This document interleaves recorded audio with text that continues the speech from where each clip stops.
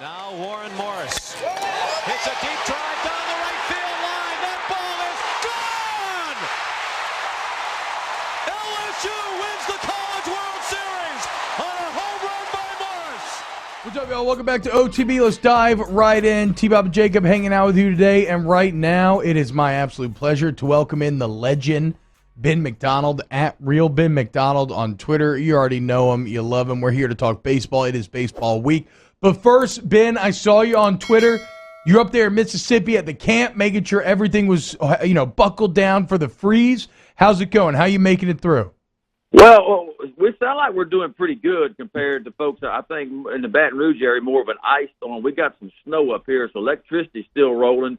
Been keeping the water running, and, of course, the sinks and the bathtubs and all that kind of stuff, trying to keep the lines from freezing. But all in all, man, all is good right now, but I think the worst weather is going to be today. So I'm a little bit concerned, but I think we're going to be okay. It looks like Jeter, the Silver Lab, is loving it right now. Yeah, now Jeter's never seen snow before, like a lot of dogs down south, so he had a ball early this morning, and we're going to go out and play a little bit more after a while.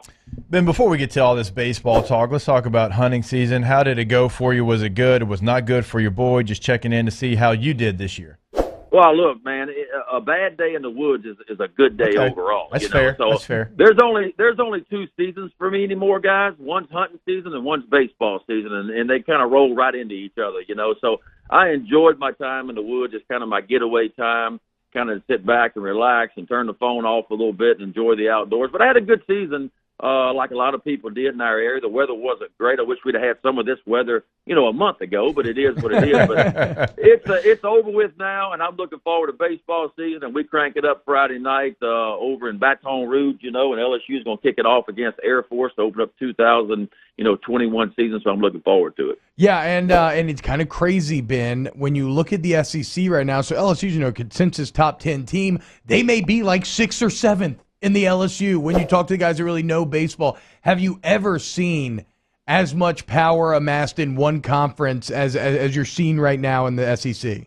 No, not even close. You guys know, look, when you have a 5-round draft that we have last year, and typically you have over 40 rounds, but you have a 5-round draft, it sends a lot of kids back to school, and everybody got a year of eligibility back across the board at every level of college baseball. And so really, not only in D1 baseball, but D3, NAIA, junior colleges, we're going to see more talent on the field than I think we've ever seen in college baseball. When you talk about the SEC, look, it's going to be a serious grind, that 30-game schedule, because I'm telling you, there are first-rounders and second-rounders everywhere across the board, especially on the pitching side of things. And, look, there's 5 in the top 10, 6 in the top 12. I think 9 of the 14 SEC schools are ranked preseason right now. So it is going to be a war. It's kind of like football. You can't be kind of good in the SEC to compete. You got to be really good. And we're going to find out, as we get through this season, who's who in college baseball. Yeah, and one guy who could help LSU be really good, Ben, and obviously no one better to talk about than pitching.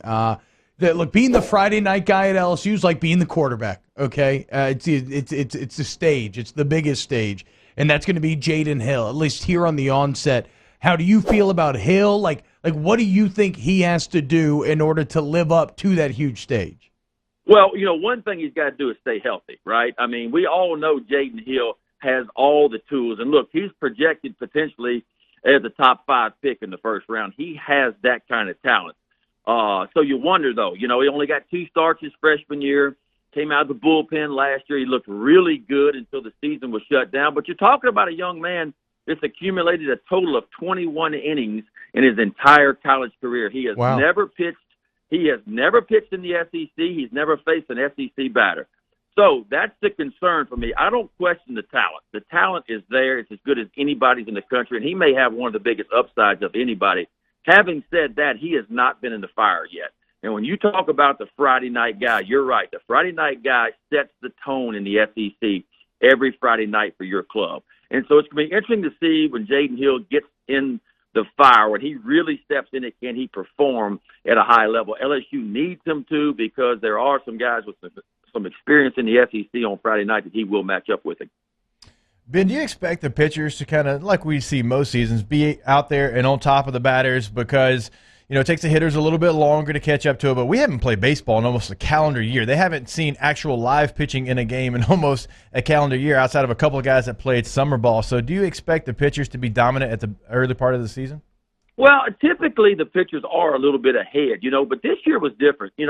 All your pitchers got to pitch in fall ball this year. Normally you have the guys that have a big workload the year before. They go off to summer ball, and they have a big workload. So you get back to fall ball, and maybe you rest a few guys, maybe a few of your aces that's accumulated some innings.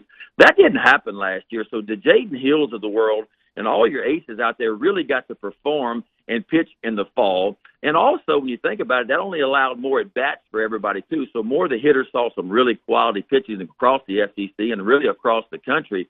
And so all in all, I think it's pretty even. I got a chance to go over and watch LSU last week in an inter-squad game. And, look, I was impressed with the pitching as well as the hitting, too. And LSU looks better to me. The offense has always been a concern, the last couple of years. It was a concern last year, but the team looks a little more physical, a little more grown up this year than what it was last year. And I'm going to tell you guys, when you talk about Dylan Cruz, the freshman out in right field, come on now. He is a grown-ass man. I'm just going to tell you right now. For an 18-year-old kid, he is the real deal. He's the kind of kid you don't normally see step on a college campus because he could have been a first-rounder, but he took his name out of the draft. He really wanted to come to LSU.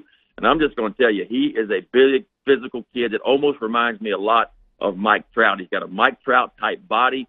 He's got a huge arm. He can run, and he can hit for power, too. So he's going to be a lot of fun to watch. All right, Ben, last one here. A lot of people talking about the left side of the infield. Who's going to play short? Who's going to play third? They've got some candidates out there, but who do you think ultimately is going to find their way in that position? Well, that's a great question, and I think a big concern. Paul Maneri has always loved the left side of the infield. That's his defensive side, and the fact that he hasn't really landed on the shortstop or third base position right now is a little bit of a concern, although I think there are some really good candidates. If you'll go back to Zach Arnold, the kid out of California last year, he was hurt most of the year early last year, got a little bit of playing time. They like him. Collier Cranford, I'm telling you about from a defensive standpoint, the kid out of Zachary, he may be your best defender. The question is he going to hit enough at a higher level to be able to play him there every day? I love Jordan Thompson, the freshman at third base. Drew Bianco, guys, I'm telling you, it's been a little bit of a college disappointment for his college career to this point because I really thought he would be a juggernaut to this point. It hasn't happened for him yet, but he is playing defense really well at third. He's hitting the ball right now. And Will Safford, the kid freshman from University High, he looks pretty good over there at third base, too. So I think it's going to be one of those deals in the preseason, pre-SEC schedule where Paul Maneri kind of just lets it play out, seeing where he lands on defense and offense and who's hitting the ball. And I think that's where it's going to ultimately end up. But those really are the only two positions I think that are up for grabs right now. Ben McDonald at Real Ben McDonald, the legend. You catch him on the SEC Network. Obviously, we love when he breaks down LSU. Ben, thank you so much, man. Take care, guys.